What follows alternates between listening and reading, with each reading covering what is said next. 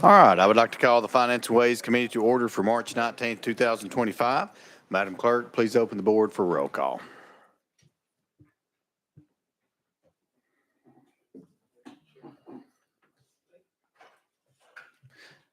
Members, if you would please sign in and record your attendance.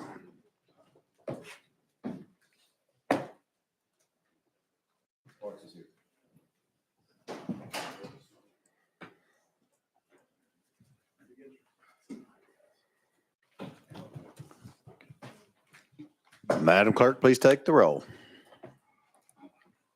Mr. Chairman, you have 15 members present. You have a quorum. All right, thank you very much. Members, any personal orders or announcements this morning? Hearing none and seeing none, today we have several hearings, and we are going to begin with the Department of Correction, and I see the Commissioner sitting there. So, Commissioner, if you want to make your way to the table, members, just a reminder that you may refer to your dashboard for any presentation documents. So, before we begin, without objection, we are going to go out of session. We are out of session. And Commissioner, I'll let you introduce you and your staff. And just a reminder, we will control the microphones up here. So if you'll just pause for the red light to come on, then you'll be ready to begin. And members, once you're recognized, you may go back and forth. You don't have to get the attention of the chair. You can just go back and forth. Thank you very much. And Commissioner, take it away. Thank you. Okay. Good morning, Chairman Hicks and members of the committee. I'm Frank Strada, Commissioner for Corrections, and I'll have my staff introduce themselves, and I'll start to my left. Good morning, Heather Stanford, Assistant Commissioner, Human Resources, Staff Development. Good morning, Richard Muckle, Deputy Commissioner. Good morning, Gail Fenkel, AC Commissioner, Assistant Commissioner over Rehab Services and Community Engagement. Good morning, Valerie Murtha, Assistant Commissioner of Finance. Hey there, my name's Landon Kinderdine, Deputy Director of Budget. All right. Well, thanks for having us back. We appreciate an opportunity to present our budget. Just to give you a little bit of history of myself, next month I'll be starting my 37th year in corrections. 29 of those years were with the Federal Bureau of Prisons, where I started as a correctional officer and worked my way up through the ranks of assistant director, working 13 correctional facilities, 3 tours of our headquarters in DC, and working all security levels and also male and female. There, I went on to the privates for a couple of years, and then as the deputy director for the Arizona Department of Corrections prior to assuming the role of commissioner here in Tennessee. And as you can imagine, our correctional work looks a lot different from when I was coming through the ranks than it does now. And the challenges we face in Tennessee are not unique, but those faced by all correctional institutions across the country. And today we're doing things in the Department of Correction, and we're making a difference in the lives of Tennesseans. The men and women incarcerated in our prisons are gaining new life skills that will help them reunite with their families and break the cycle of incarceration. They're getting an education, learning vocational skills that will help them obtain meaningful employment when they're released. And they're learning to take responsibility for their actions while understanding the impact of their crimes and they've had on their victims. So for those reasons, I'm grateful for the opportunity not only to live and work in the great state, but also be part of an agency that's doing meaningful work that matters. In our budget, we are requesting $99 million in cost increases for a total of $1.5 billion. $36 million is for our correctional officer salaries, $14.4 million is for our clinical services contract. And this contract includes behavioral health, increased services in medication-assisted treatment program, and sex offender treatment program, as well as our private prison inflators, and as well as our hepatitis C treatment, which is around $21 million. So again, I want to thank you, Chairman Hicks, for having us back, and we're available for any questions the committee may have. All right. Thank you very much. And I do want to thank you and your team for coming back and being willing to come back and answer a few questions. Do we have anyone that would like to be recognized this morning for discussion? We're going to go with Chairman Hulsey. Thank you, Mr. Chairman, and thank you, Commissioner. I just want to tell you, I appreciate you coming down and spending a little time with me, and we went over some information, and I appreciate that very much. And you also got me the abstract for 24. I'm assuming that'll go up on your website. I haven't checked. Yes, it will. They said, okay. Congratulations, Deputy, on your promotion. none of this is adversarial. I just, some information that I wished you'd maybe get your folks to get me in the next week or so. We had a discussion about the code, what the code dictates about reporting. And I was going to give you some of those. It's 40-36-105, and this is just all for the record. 41-1-113 and 41-1-114 is all in the code about reporting. I was noticing in the abstract that you gave me for the 2000, actually I went clear back to the 2003 abstract and compared it, but it was just interesting to me because Department of Corrections budget in 2003 was $475 million. If you translate that in today's money, that's $821 million. And our budget now that you're asking for is 1.5. That's just for informational purposes. I noticed it appears to me that there's a population decline. My numbers show around 36 to 3,700. That might disagree with you. I'm not sure. I'd like to get at the bottom of it, but maybe next week you can pass on the information that you got. But the 23's prediction on the abstract for 23, that's where I got the reduction of about 36 to 3,700 in the felon population. But what I'm asking is, can you have your folks provide current felon population projections with what appears to be a reduction? And if that's the case, of course, the question comes up, why had the budget been reduced if there's a reduction in action the felon population?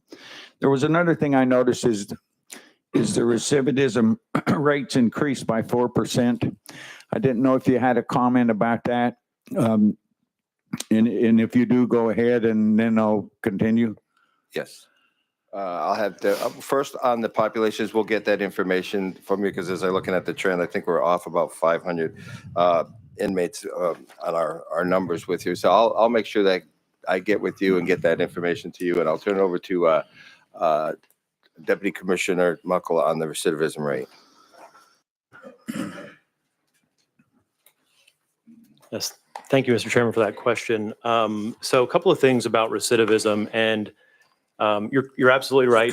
The recidivism rate based on prison releases is up a few percentage points from the previous year. That was after, on the chart, 4 years of consecutive decline, but it did tick up last year. Our team dug into that to look for commonalities in some of that information to figure out if there was one driving factor, and we weren't able to identify anything specific. We looked at differences in the release types, so those who were released to an expiration of sentence or those who were released to supervision, as well as different demographics, male, female, race, and those things. And there wasn't a specific thing that stood out. What we also found is that there has been some information presented across the nation in different states on recidivism trends being a little bit depressed during the COVID years, and that this could just represent a little bit of a level setting, but uncertain at this time. Another thing to point out there, and I do want to bring to the attention of the committee, is that that number represents just those released from prisons. And so the population who are releasing from jails on felony incarceration, that recidivism rate has trended down again. In fact, it actually offset the prison release recidivism rate, so that the overall statewide recidivism rate for this past year was 39.8%, which is, while minimal, but 0.2 of a point lower than the previous statewide recidivism rate. Okay, thank you. One more point I was going to make, and I'll be done. In the July 23rd abstract compared to the June 24th that you gave me last week, it looked to me like you were right before the June, you were about to drop below the safety valve in June of 24. And of course, I can't get any statistics from June 24 on. So the question I was going to ask while you you get the other information later if you'll add this to it. Okay. What are the exact totals today for operating capacity beds plus the assigned count? If you can get that I actually have. that to me, I'll leave you alone. Yeah, No, we actually have that. I do have that Yep. information here today. Okay. So we do track our population in-house actually every day. And as you pointed out, the operating capacity is a bit of a variable figure when we have capital projects. The word was escaping me. But when we have capital projects addressing our aging infrastructure, we have a lock project going on across the state that sometimes has beds offline. And those aren't usable while they're closed and construction is going on. And so they come out of that count, which makes that operational capacity a little bit variable. But today, we have 21,914 beds total, that's male and female, in our operating capacity. And our in-house count, I apologize, this is yesterday's number. The report didn't come out early this morning. 19,954 in-house, and that represents a 91.1% of the operating capacity. Okay, thank you. Yes, sir. The whole point of all that, and you know what I'm driving at. Yes, sir.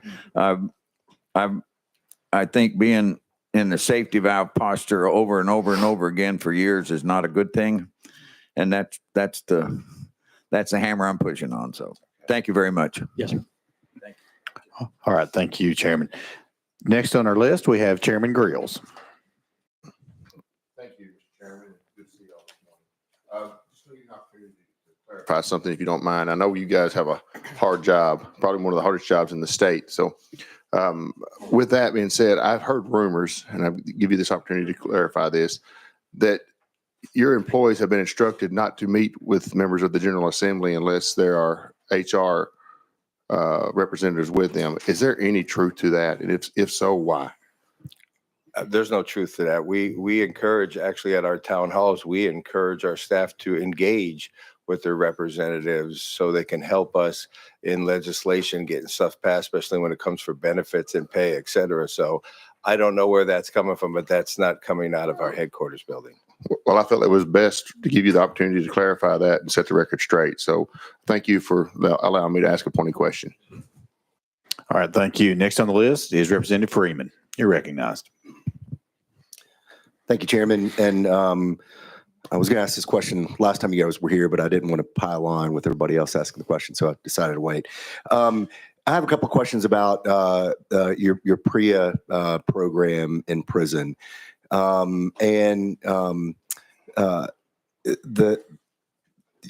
know that there are federal cuts coming to victim services, and I just want to make sure and get on the record, the PREA hotline that you're required to maintain, what do you guys pay for that service?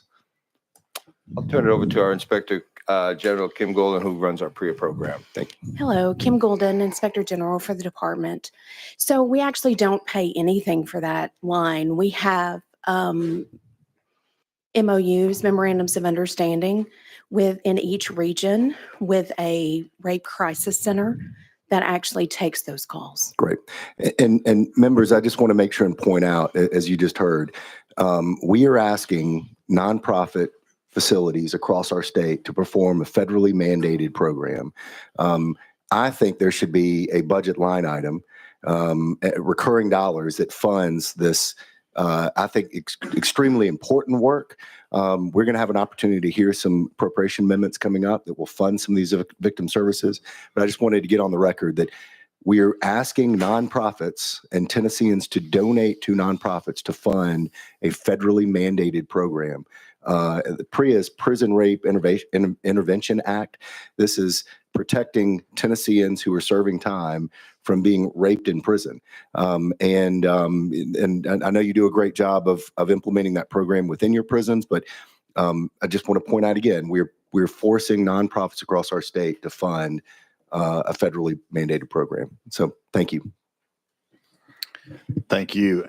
And Commissioner, if you could, it was someone, either you or someone on your staff, can you talk about, so when we look at some of the reversions that we've had from the department over the past couple of years, I mean, it's been really big reversions. We look at the targets and then we look at the actual amount, and it's significant. Of course, a lot of those come from, and these numbers may not be right, and if you want to update the committee on them, but the date that I'm looking at is February the 15th, which is when I guess the information was submitted to us. So if you have updated numbers, I'd love to hear it. But I've got 1,055 vacant positions, and this is for Officer 2 positions is what it looks like. And I think this is where we kind of got a little bit hung up last time you all came, is can you first of all, what are the actual numbers now? And talk a little bit about why you revert so much, any issues you're having with recruiting and retaining those prison guards. And I'd love to hear more about that.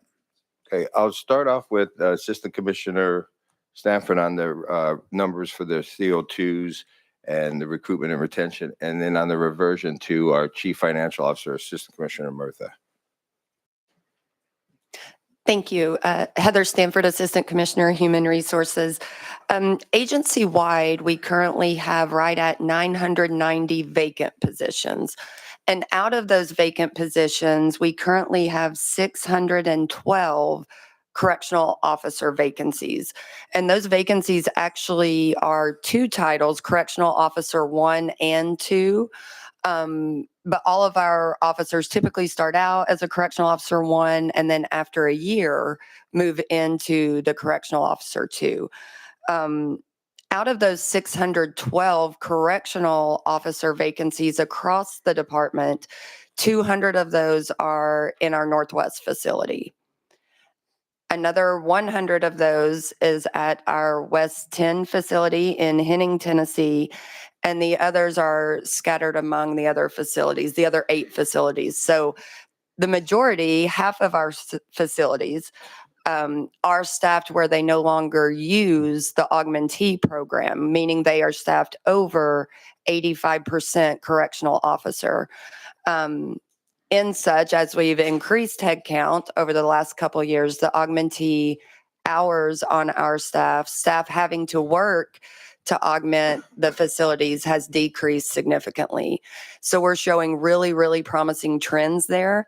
After our recent correctional officer pay increase that was announced February 16th, we've already had 1 hiring event for the Northwest facility, which we made 16 officer offers.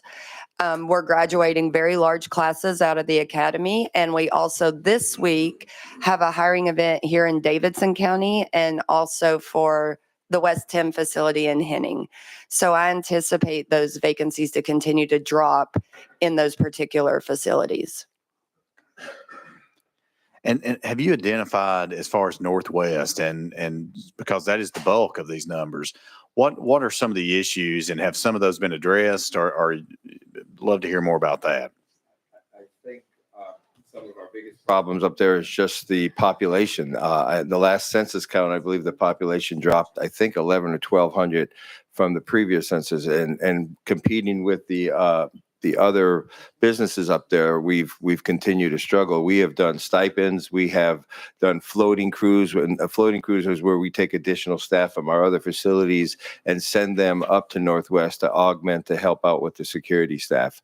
And so we're doing everything we can, whether it's media-wise, incentive-wise, to drive the workforce to Northwest. So do you think, is there workforce even there to be able to cover? Well, we do struggle. The one good thing about Northwest is when we do get them in there, we tend to retain them better at Northwest. It's just getting them in the door. And we've done our numbers at Northwest over the last 2 years we've made some progress, but I know we have a lot of work to do. I can't comment as to why the workforce isn't there and why people are leaving. I know that we're driving as many folks as we can to Northwest because that's where a great need is, because I have beds there that I need to put offenders in. Yeah. All right. Thank you.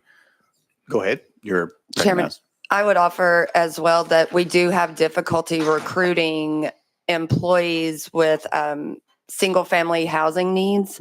It's much easier to have individuals work at Northwest who don't have children or spouses. We've had employees report who want to go there to work that they're having difficulty finding single-family residences to purchase to live there, and difficulty with spouses finding jobs. So that has kept us from recruiting there. I think we have a follow-up by Chairman Grills. Thank you, Mr. Chairman. And I want to just comment on what you just said there with Northwest, because that's my district. Every other place in the state, you can pull from 360 degrees. The Mississippi River has landlocked us. So being able to pull employees from Missouri, Arkansas really does put us at a disadvantage because of the Mississippi River. And there's just not a lot of employment right there. So in their defense, I will want to go to bat for them a little bit there. All right, thank you. Next on the list, I have Representative Sparks.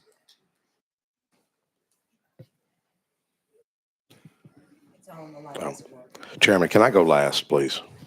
If you have anyone else, I'll go last. You are almost at the bottom right now. We may have more other folks. But So right I'll go now- last, please, if I could, sir. I'll go last. Okay, Representative Shaw. Thank you, Mr. Chairman. And I wanted to just make a short comment as well. I've had the opportunity to visit in my district. Of course, we got the private facilities, but if you've never been in a correctional facility, you ought to take the time to go and spend some time. And when you walk in there and compare the $20+ an hour that they pay compared to working at a widget factory for the same thing, most folks going to choose the widget factory. I'm just being straight with you.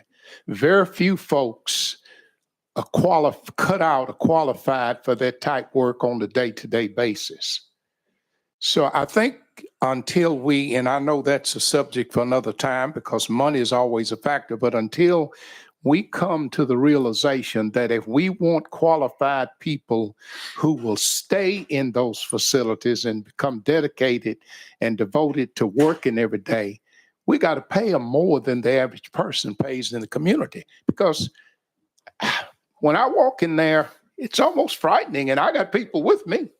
I know I wouldn't work in there, period. So honestly, I'm just saying to this committee that if you have not been to one of those facilities, you ought to go and spend some time. And I think you would decide, if I had a choice between working here and someplace else, I'd probably work someplace else. So I think we need to consider keeping good people, meaning we're going to have to pay more for that service because it's a little frightening when you get there. I just want to make that comment. Thank y'all for what you do. Thank you. Thank you. Next on the list, Chair Lady Moody. You're recognized. Thank you, Chairman, and again, welcome back. Just on that, being in West Tennessee too, so I'm a little bit further south of those two facilities, and I know our industry, it seems to be the competition because those industries will pay more, so your officers leave, and then thankfully, when we give them a raise, they'll come back, right? So that's just another caveat of the area. And especially, with Ford coming in and all, there's a lot of competing ways they could go and make more money. But the ones that I know, I'm very grateful for their dedication. And they earn every penny they get. So thank you. I just see their faces, and I'm grateful for our correctional officers. So please remember that their raises are very important to their morale and the job that they do. And I'm grateful when we can do that for them. So thank you. Thank you. All right, thank you. Next on the list, we are back to you, Representative Sparks. I want to pick up, Chairman, I want to pick up, what Representative Brill just said. The only person who probably has a harder job than you is your correctional officers. Would you agree? Absolutely. You know, prisons are very expensive. I've said that before. What's the next prison going to cost? I 300 million? I don't have any idea. It's been a while since Yeah. I've had to build a prison. I know it's expensive. You know, one thing I wanted to list is, you know, one thing we're getting into, I believe as a state, as a country, is having learned to do more with less. And California spends 106,000 per inmate. New York, 69,000. Connecticut, 67. Well, round off 68. New Jersey, 61.6. Rhode Island, 59,000. Vermont, 58,000. Massachusetts, 55,000. Washington, 47,000. Oregon, 44,000. Minnesota, 41,000. Pennsylvania, 41,000. Colorado, 40,000. Wyoming, 39,000. Maryland, 38,000. New Hampshire, 38,000. Wisconsin, 38,000. Michigan, 36,000. Iowa, 36,000. Delaware, 35,000. Tennessee, 25,000.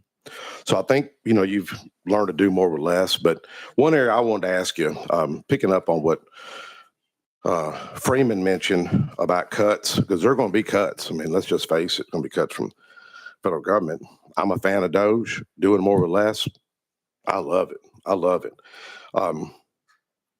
But have you done any exit interviews of correctional officers, why they leave, and what else can you do to retain and recruit good officers?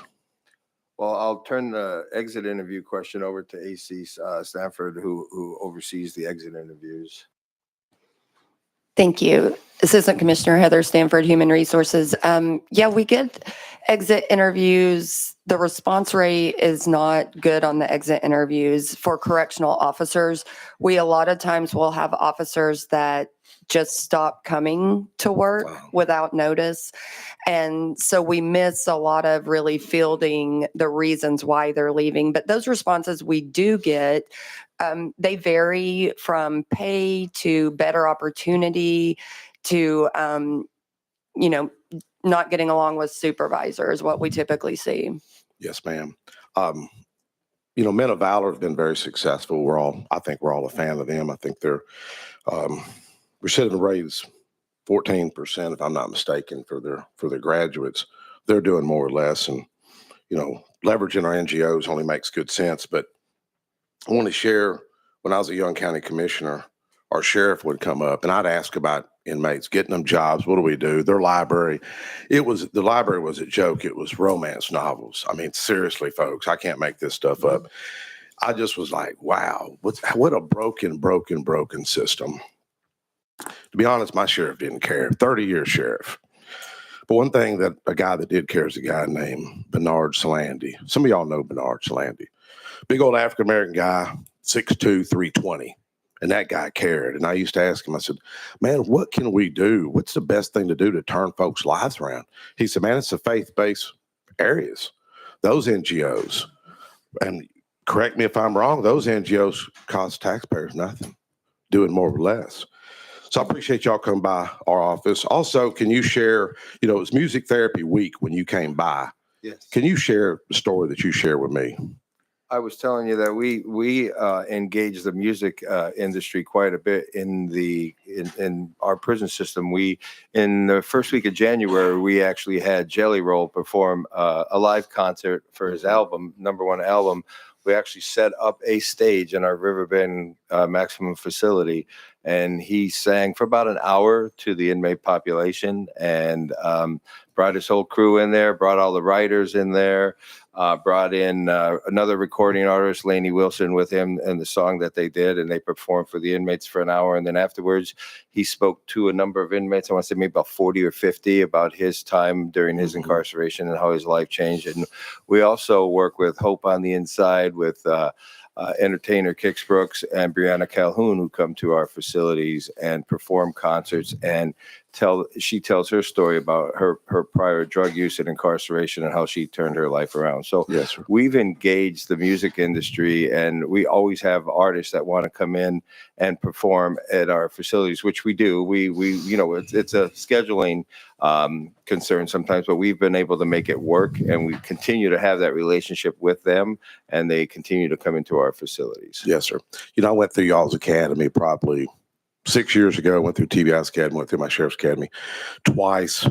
It was a great learning experience. I was disappointed in some areas. That was before you were commissioner, but I just want to encourage all our lawmakers to go out there. Now, I asked if you could put together a concert and invite lawmakers, right?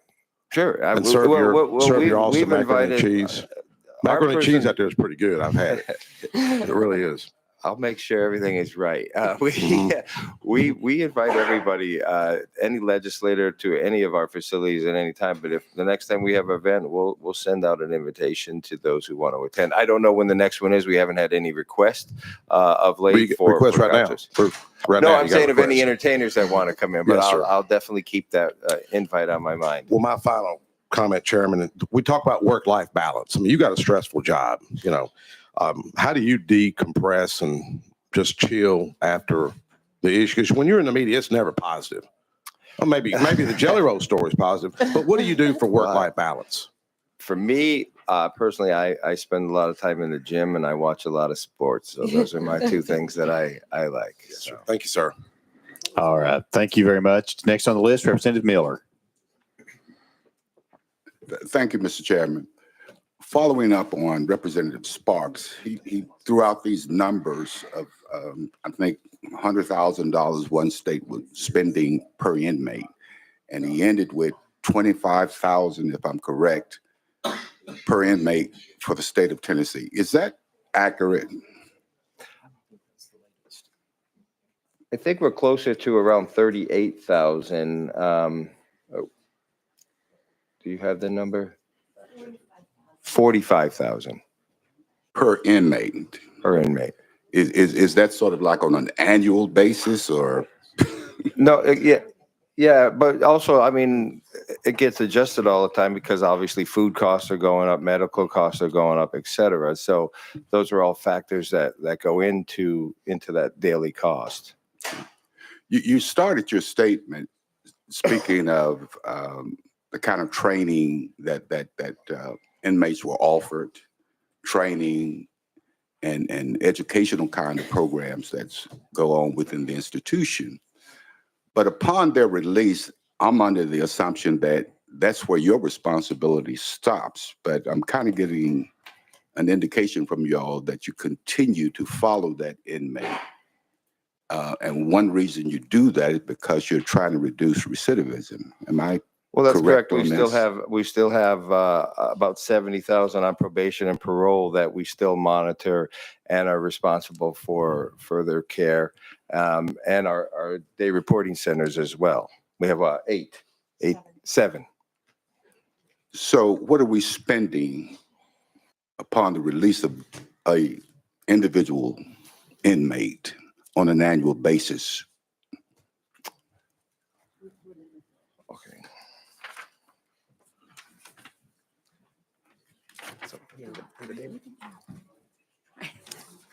Hi there, Landon Kinderdine, Deputy Director of Budget. With the day reporting centers, we spend about $74 per inmate or per offender that goes through the phases 1 through 3 or the aftercare of that program. So Repeat it's about that. $74 per day is what is associated with the day reporting centers. And they've got 3 phases, and those day reporting centers that the offenders go through, and there's also an aftercare program. And on an annual basis, what does that look The like? total cost, Total spent, cost per inmate.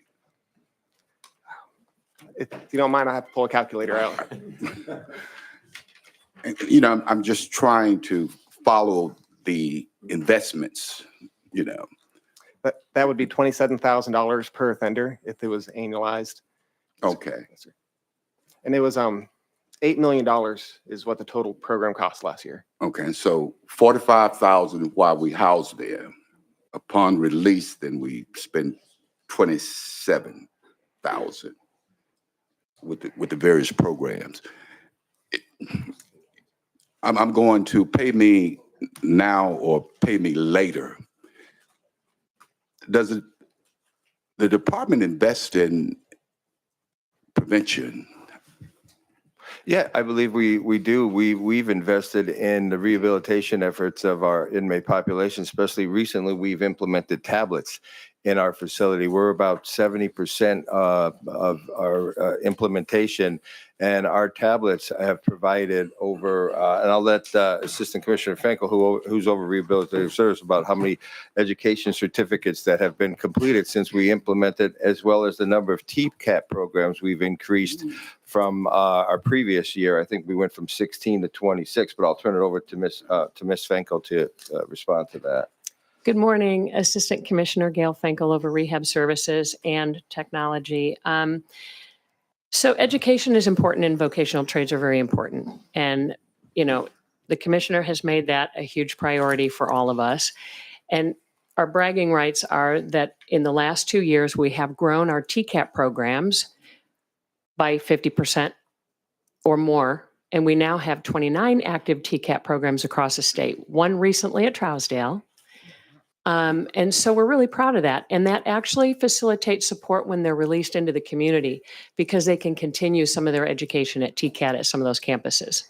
So when you talk about doing more with less, leveraging a partnership with TCAT is very important because they bring in the instructors also.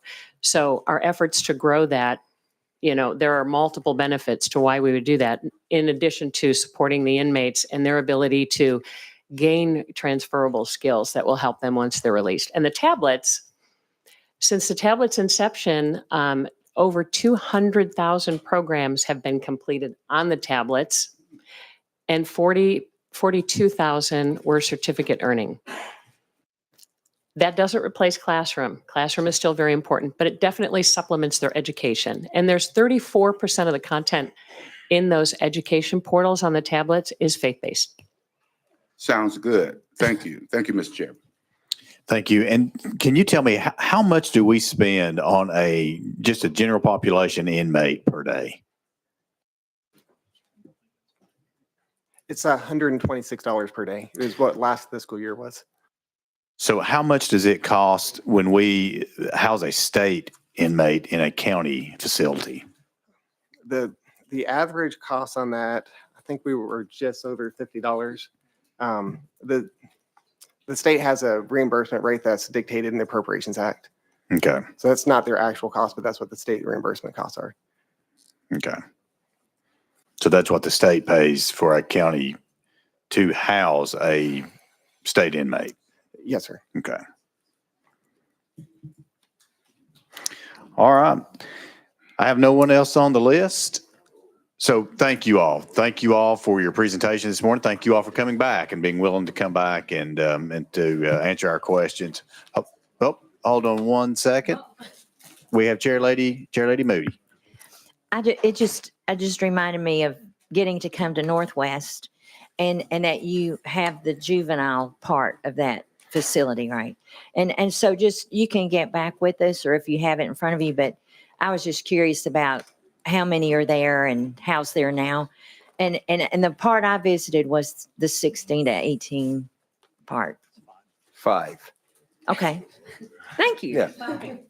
Thank you. All right. Thank you all very much. Thank you for being here. Thank you.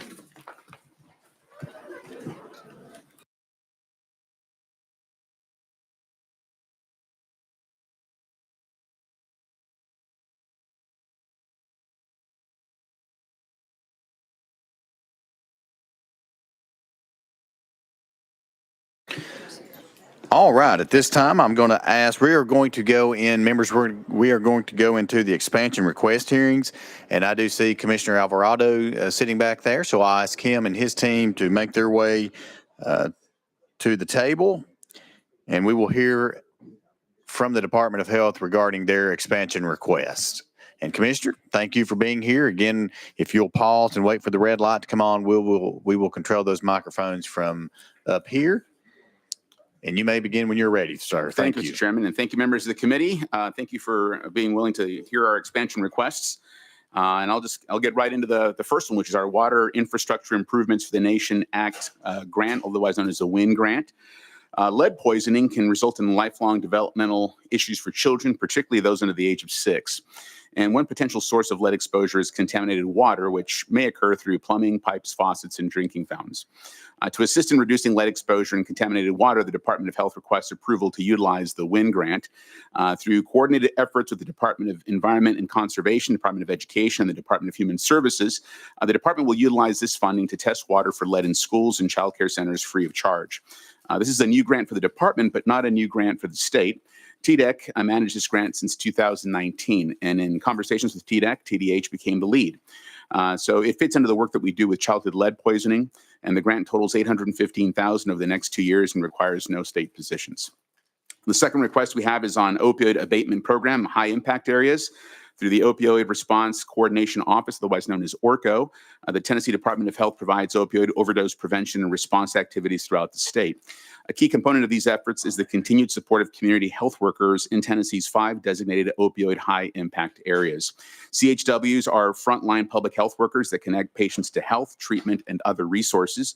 And high-impact area is a county or set of counties that have been impacted by the overdose epidemic, measured by fatal and non-fatal overdoses that exceed the statewide average. Currently, the department utilizes federal grant funding to support efforts in 7 counties. And the grant before the committee allows the department to double current efforts in HIAs by hiring 6 contract community health workers and expanding treatment and prevention services in 7 additional counties. The grant totals $2.4 million spread over 3 years and requires no new state positions. I've got experts on these. Margaret Majors here, as well as Kristen Zach, are experts on these grants, and also we've got the rest of our senior leadership team here as well. If you have any questions, Mr. Chairman. All right, thank you, Commissioner. We do have. Let's see, we do have someone on the list to ask some questions. And members, if you would like to ask questions regarding these 2 expansion requests, please let me know. The first person on the list is going to be Vice Chairman Gillespie. Sir, you're recognized. Thank you, Mr. Chairman. Commissioner team, thank you so much for being here.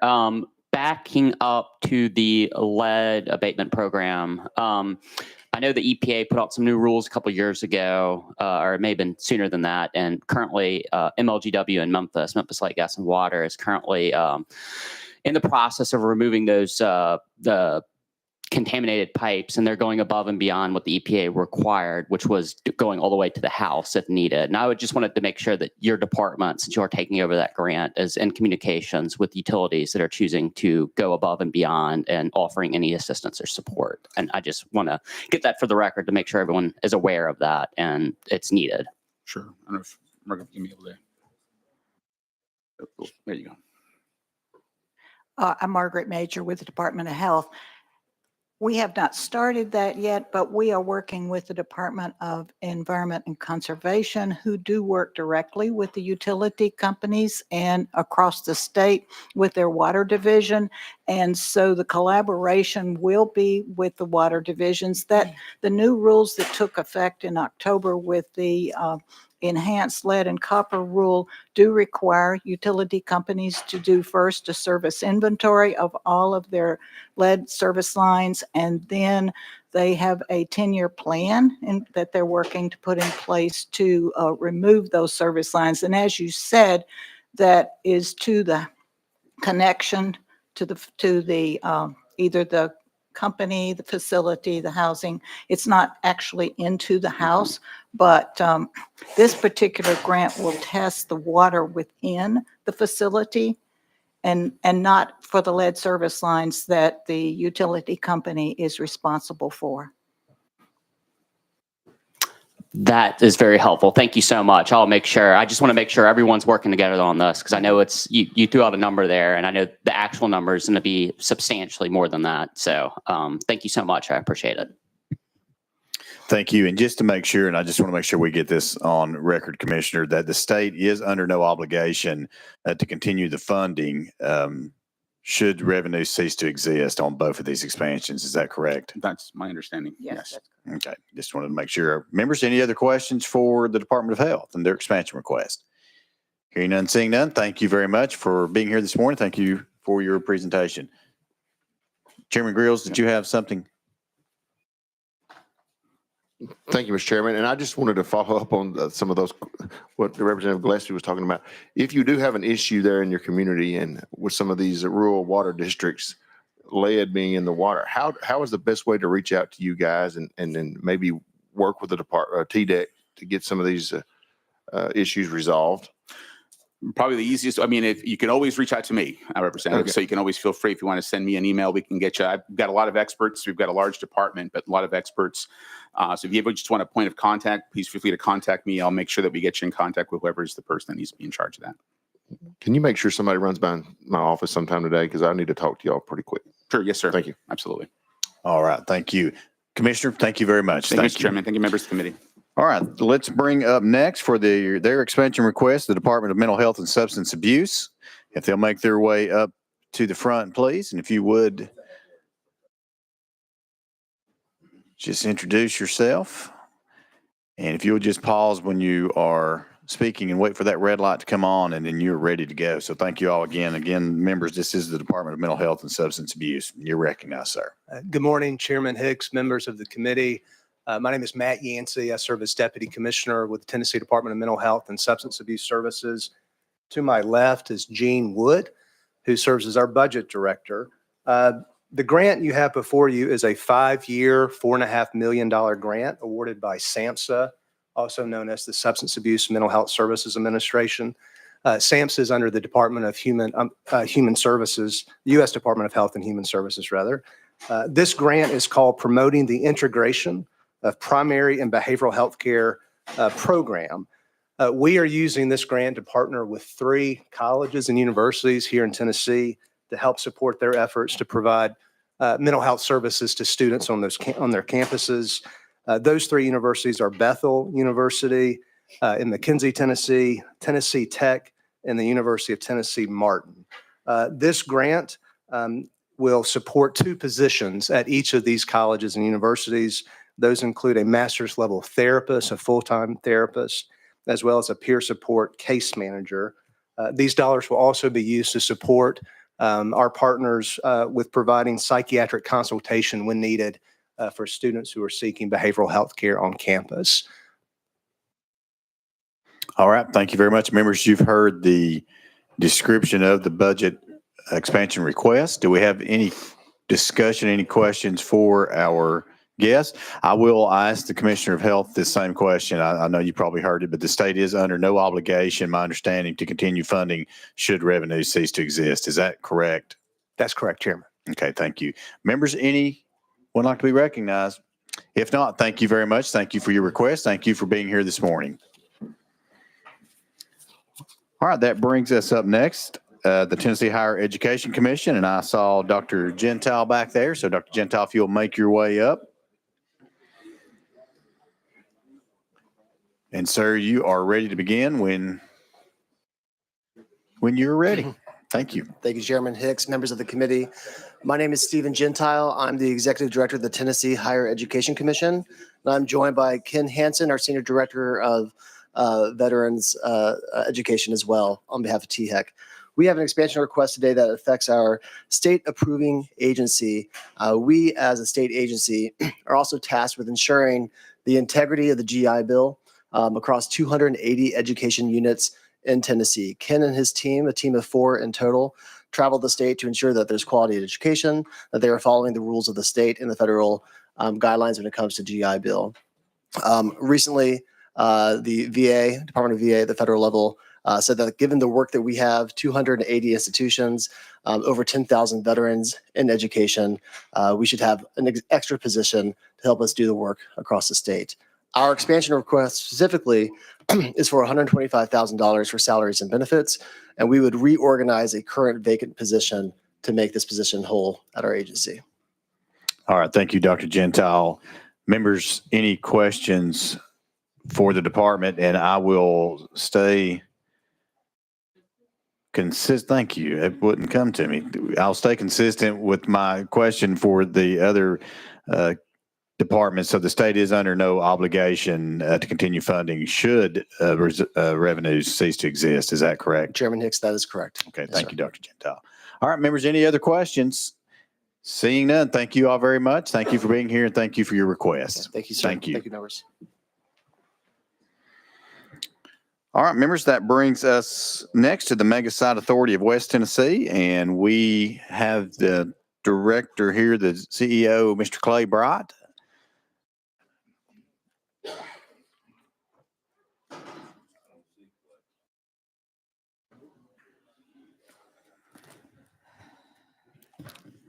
Commissioner? Sir, Commissioner Matt Van Epps, we do believe CO Bright's here. I think Okay. the bill is in commerce right now, so we're going out right now and open. Okay. Bring him back over. All right. Thank Yes, sir. you. Thanks, Thank sir. you. Thanks, sir.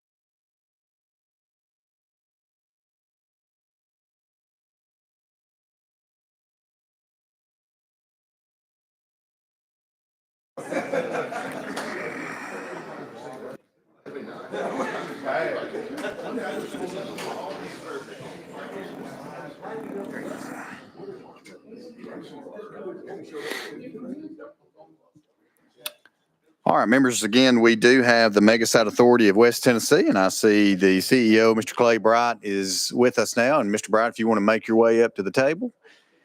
And we will control the microphone up here. So when you see that red light come on, sir, you're ready to begin speaking. And good morning, and we'll let you begin, sir. Good morning, everybody. My name is Clay Bright. I'm with the Megasite Authority of West Tennessee. I was going to run through my slides here. This is the budget overview. 32122 is the Megasite Authority. That's the operational fund that's been that we have been accounting for ever since we were established. 32124 is the new enterprise fund that we have set up. And that's basically the profit and loss for the Megasite Authority moving forward, operating the water and the water and the wastewater treatment plant. And so to go back, we started providing water to Ford in November of 2023. We started providing sewer service for them in July of 2024. We spent last year going through a rate study because, as you know, in the statute, we're not supposed to operate at a deficit past December of 2026. So we put this rate study together, working with a consultant, working with F&A, and working with the comptroller's office to understand depreciation and everything that goes in that rate. So that was established, and we started sending those invoices to Ford the first part of this calendar year, January of this year. Going into next year, that's why we have the uptick, the 7.8 million, because that's based on the overall rate to abide by the statute of not operating at a deficit going forward. So that's the 7.8 million going forward there. So that's the main thing I wanted to kind of explain on that particular slide there. Going forward are just pictures of what we built. I guess the beauty is in the eye of the beholder. That is a wastewater treatment plant in West Tennessee to serve the Megasite. And in the foreground is the holding basins for the sewer coming off the Megasite. In the rear of the picture is a lagoon in case we ever have an emergency. We have a 40-mile pipeline to the river, Mississippi River, with a pump station in Covington. So if anything ever happens with that pipeline, we have enough holding for a while to hold the sewer until we get that repaired. So that's why that is there. That is the water treatment plant. That's designed based on 7 million gallons a day of providing service to Ford and the other tenants on the Megasite that's there.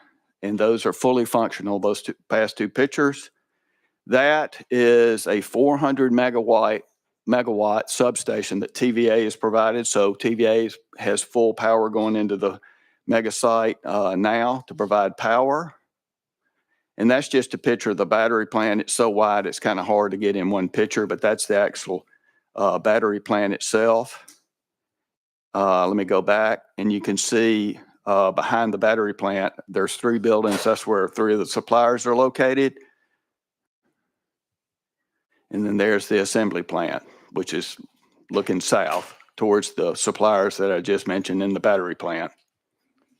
And then there's the TCAT. So the TCAT was built, and that was opened in June, mid-June of last year. So it's open and operational. As I said, the water and the wastewater treatment plants are operational.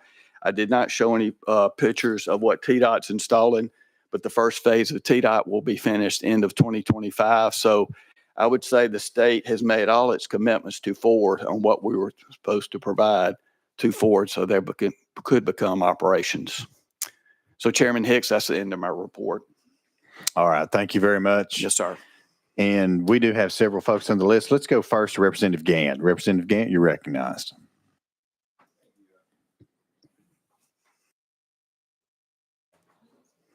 It's right down here.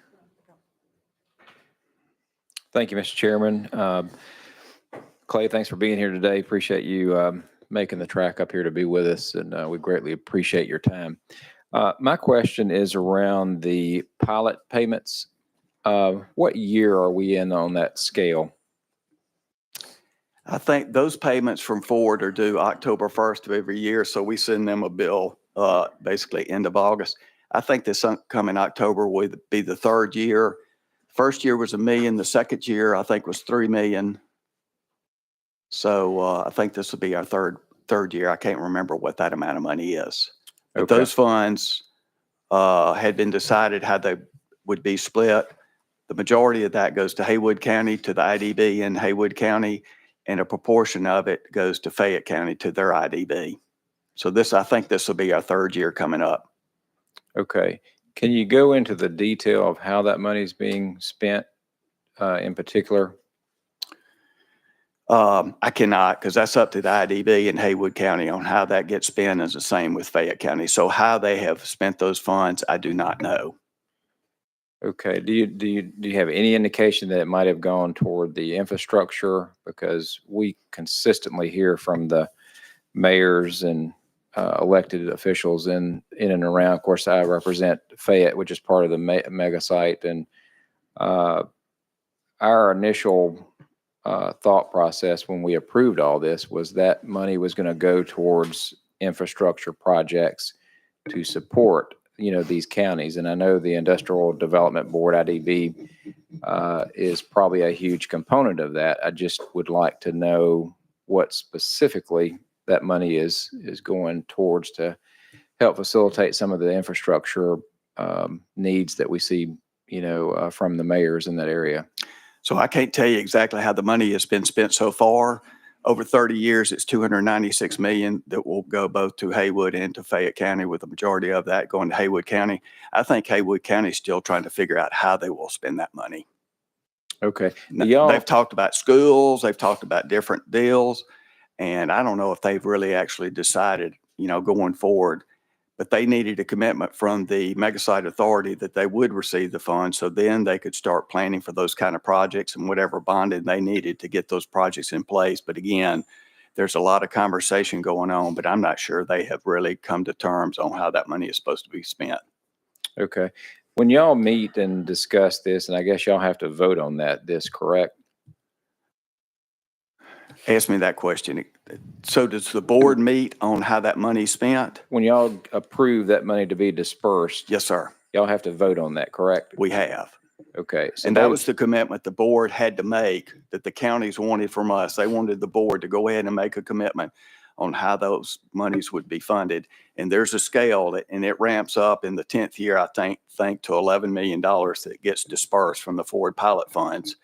But we had to make that commitment to them. So there's not a yearly vote on how those dollars are getting spent. The board has committed those dollars to Haywood and Fayette County.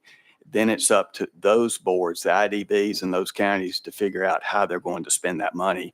And I don't think they've decided that yet.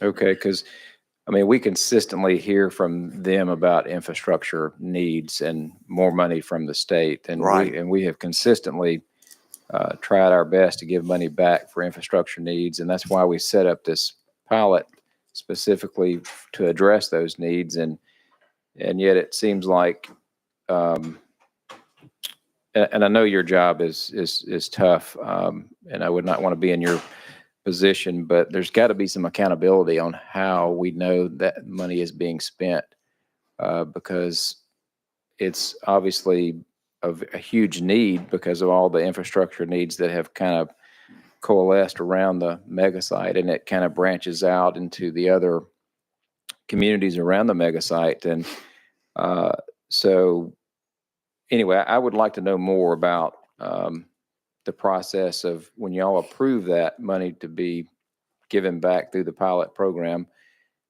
Is there any way y'all can kind of test the waters there to see how they're going to spend that money before you approve it? So what we have talked about specific more Haywood County IDB than the Fayette County side, but we have talked to that to the IDB there.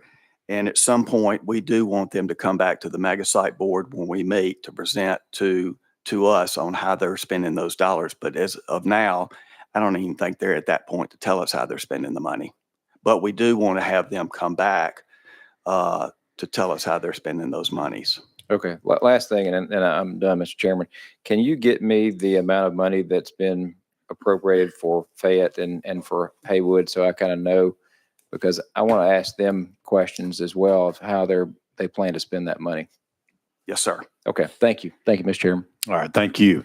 And Mr. Brown, you were speaking on this and someone pecked me on the shoulder, so I may be redundant in some of my questions, but I want to go back to the water and wastewater treatment plant. So can you tell me, so how many rate paying customers are there right now? Right now, there's one, there's Ford. Okay. And downstream of Ford, they have 5 or 6 suppliers that are feeding off that system. But our deal with Ford is they're the main user, and how they split those funds on is an ongoing discussion with TDAC also. But we have one client, and that's Ford. Okay, but that plant is up and running. Yes, sir. Okay, Mhm. okay. And then can you just give, and I know you kind of went through some of those slides, and again, I was trying to pay attention and listen over my shoulder. So just a brief update on Blue Oval construction and a date when we expect vehicles to roll off the line. Is there anything out there as far as that goes? I don't know. I not to be sarcastic, but I mean, I know kind of what you know as far as reading in the paper. They have said that they're going to start making batteries for some kind of car in 2026 is all I know on the battery side. And then on the assembly plant, what I've heard is they start making some type of car. I'm not sure exactly what it is in 2027. I assume it's still the Ford EV truck Lightning, but I don't know. And that's Okay. all I know. Okay, all right. Thank you very much. Yes, Let's sir. go to Chairman Grills. Thank you, Mr. Chairman. And I want to talk about the road just a little bit. In 2021, 22, the mega site received $200 million for roads there on the mega site. There was 10 million reallocated to repair the Keeling Road. Mhm. Just give us an update on where those two projects are. I know there's two different questions there, but Sure. take them how you want. So I'll hit the second one first. On the Keeling Road side, Pat Harcourt with A2H is working on the design. I think he's trying to get those design documents out in April of this year for the Keeling Road and some Fredonia Loop Road improvements. So he's trying, and he's working for the county on that part of it. The county has those dollars. I'm not sure if F&A is still holding those dollars, but those dollars are How big is available. that road? How big How is long it? is it? It's about 3 to 4 miles Okay. long. So that's teed up and ready to go in April, so they can start spending those dollars that are appropriated. On the first question you had, as far as TDOT, the first phase on that project, after Ford finalized their design on the site and whatnot, was the improvements to the interchange there, existing interchange, mile marker 42, the on-ramps and the off-ramps. They're enlarging those and extending those. And also they're making improvements along State Road 222 that goes north of that interchange. That is the first phase, plus State Road 468 that bisects the mega site. That first phase is what will be through in 2025. Phase 2 is much farther down the road, which is the new interchange at mile marker 35, and then the roads that will connect on the other side of State Road 468 that I mentioned. That is phase 2, and that's much further out. So that would be a new exit at mile marker 35. Yes, sir. A few years ago, or last year, they were talking about putting one at 39. Is that still? So it's going to be 35 and 42. I think no. It's 39. Okay. 35 is existing. I'm Okay. sorry. Just So expanding that one. there's one new interchange between 35 and 42. I think it's at mile marker 39, and that's the new interchange that'll go in with the accompanying road infrastructure that will tie into that State Road 468. What that schedule is, I don't know. And one more question here, Mr. Chairman. Just, if you don't mind, just give me an overview of what your daily responsibilities are or annual responsibilities are, if you don't mind, just real quick. If we were getting on the elevator, just tell me what you do in a nutshell. We're still working through documents right now with Ford. We've got a wellhead protection plan that we're working on that will follow the zoning document that we put in place a couple of years ago. And then the other part of that is coming up with a contract for the water and the wastewater. We are sending them invoices. They're paying for the invoices that I mentioned earlier, but we're still working through the legal side on that rate contract. So we're working through that. We worked last year with the rate consultant coming up with those rates. And then just at the end of the day, our main responsibility is operating the water and the wastewater treatment plant. Also, we're still trying to figure out, we've got 400 to 500 acres that we still have available on the east side of State Road 222. So having conversations with TVA and ECD is trying to figure out who those tenants could be, because I'd rather go ahead and get those tenants in there. We have the infrastructure, we have the power, the water, and the wastewater. We have, those tenants on site so we can increase those pilot payments. Has there been any talk with TVA about SMRs being placed there? There has in the past, and what I understand is the SMRs need a lot of water, and we don't have a lot of water as far as cooling is concerned. So that's my understanding of what I was told, why we can't have an SMR there. Not yet. Maybe we'll get that technology worked out in a few years. Maybe, but yeah. it's just you need a lot of coolant, so we need to be closer to river. And thinking we'd pull out of the Hatchie, that ain't gonna happen. Understood. Thank you, Understood. sir. Yes, sir. All right, thank you. Next on the list is Representative Hicks of Washington. You're recognized. Thank you, Mr. Chairman. Mr. Bright, thank you for Yes, sir. being here today. Appreciate you and appreciate your hard work. It seems like just yesterday, time flies, that we had a special session and approved and got this mega site started. And time has flown, but you guys have done an enormous amount of work. So, I just want to say thank you. I'm from Northeast Tennessee. Okay. I've been in construction my whole life. It really intrigues me. I've been to that site twice, just drove by, and it seems like every time you go by, there's just a lot going on. I want to thank the construction workers that is putting this mega site together. All, how the communities are coming together. I know it's a struggle. It's hard. There's no question that it's a hard job to get this done. But there's been a lot of people come together, and there's been a lot of good in this. And it's good to know. It's good to know that we live in a state that can carry our end of the bargain and get a job done whenever we need to. So I thank you for that, and I appreciate everything you're doing, and I appreciate everybody that's working hard out there every single day. Thank you. Well, it's hard to put it into perspective besides what we have done and what Ford's done in the past 3.5 years to do all the stuff that we have done today, which was nothing but a farm when we got started. And Ford's built over 10 million square feet. So with what Ford's done and what the state's done and met all its commitments, it's amazing how all that has happened. So you're right. It's a good struggle. I've been a Ford guy my whole life, ever since I was a kid. So I'm glad to see it. Thank you. Yes, sir. All right, next on the list, Representative Sparks. You're recognized, sir. As I was sitting here listening, I was reminded of when I was 14 working at the Omni Hut restaurant and Nissan was announced. And the restaurant that I worked at, I consider the guy a mentor. He was my neighbor. He was at Pearl Harbor when it was bombed. And there was a lot of uproar. A lot of folks didn't want Nissan to come in. Back then it was the Datsun plant, But, Nissan's had a little setback here lately. But, I've often thought if that plant didn't come to Smyrna, Tennessee, that made national news. There's even a movie about it. And it changed lives. It just lifted a lot of folks, because if you was going to get a job back in that day, you had to drive to Nashville. Maybe there was Avco and some other companies. Sadly, Whirlpool, which I worked at, in factory building some widgets back in the day, a lot of that went offshore. So, just wanted to share with Representative Gant that I think this is good news. Like Representative Hicks has just mentioned, y'all have got the TCAT completed, right? Yes, sir. Well, we just completed TCAT, 6 years ago in Smyrna. So y'all are way ahead of what we were doing, but that TCAT also changes some lives. So thank you for your efforts, sir. Yes, sir. All right, thank you. Next on the list is Chairman Williams. You're recognized. Thank you, Chairman Hicks, and I apologize for my tardiness. Thank you, Director Bright, for being here. Last year in the budget, the governor in his budget included a $5 million consulting fee. You may have answered this question while I was out, but so I apologize if you have. But that $5 million fee, the legislature decided to not fund last year. I noticed that $5 million fee is in here in the baseline budget this year for the Mega Site Authority. And of those original dollars, some of it was committed, not all of it was expended. I wondered if you could share with me what the purpose of that consulting fee is for.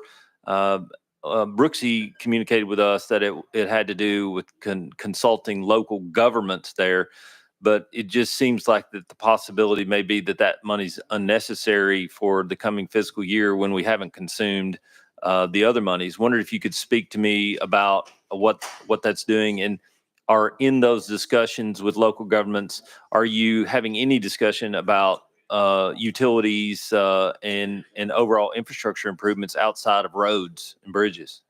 So Chairman Williams, I'm not really a part of that. I don't know if those dollars have to flow through the mega site for any official reason. But I mean, those dollars are with ECD. It's a request by ECD. I did check with Brooksy and she is wanting to extend what they have been doing so far. I do listen in on the monthly calls that they have as far as working with the consultants and talking about infrastructure, talking about roads, talking about housing, all that you would imagine they need to talk about. So I know the dollars are being spent and that she wants that, trying to set up to keep that momentum going farther, keep that going forward. So I'm not sure if I'm the best person to ask those particular questions because that really is with Brooksy and ECD on how those dollars are being spent. Yeah, But I am watching from sort of the outside in on what they are doing. Right. I get that. I just think one of the biggest challenges we have is that my fear in some ways that whether that money comes through the Mega Site Authority to ECD or directly to ECD to spend in the progress that is the Mega Site Authority, I think it's really important. It from my perspective, it seems like that there's become a real silization really of what's going on at the Mega Site Authority and Ford and the TCAT. And then everyone else is, for all intents and purposes, from an infrastructure, except for roads, is kind of being left out of the discussion. And so if those monies could be better utilized towards helping with infrastructure instead of consultants, which, that money has a tendency to disappear even in my full-time job, it just one of those things that really concerns me because my fear is we're going to have, we got 26,000 employees right now at the mega site, or it was proposed that there'd be at the mega site through construction with another 6,000 at Ford that's going to be there long term. Those short-term residential units or long-term residential units for people to stay and live and raise their family there close, I think it's really important. And without the infrastructure there to do it, particularly as challenging as West Tennessee is, I think it's really important that we continue to have those discussions. So hopefully the ECD will include you in that, and those local governments will be able to get some assistance as it relates to that so that we don't create a problem that we have to come back and fix 15 years from now. I agree. And I am a part of it as far as just being a part of those meetings. But my perspective is with the 6,000 people that are coming with the accountability agreement, and Ford will get there at some point. And maybe it's just taking them a little bit longer, which is probably better for those local communities to be able to digest what's coming. Mm-hmm. But those 6,000 people were working there today, and I can't even tell you what the multiplier is. Some people say it's times 3. Some people say it's times 10. We'll find out one of these days, long after I'm gone. But those communities, just hearing them and whatnot, having that much coming at them, I mean, they are the pit bull that caught the bus, and they have so much coming at them. And I know we don't want to be everybody's babysitter at the state level, but those people need a lot of help. They do. Some guidance. And so, I mean, my personal opinion is they need some help on the consulting side. Some of the counties don't want any help, and that's okay. But some of them, they're just, I wouldn't say that they're lost, but they just need a lot of help. Yes, sir. Thank you very much for Yes, coming. sir. All right. Thank you. I have no one else on the list. So thank you, Director. Thank you for being Yes, sir. here and thank you for your time and certainly for answering our questions. All right, members, without objection, we will now go back in session. And that does complete our calendar today. But more importantly, that does complete the Finance Committee budget hearings for this year.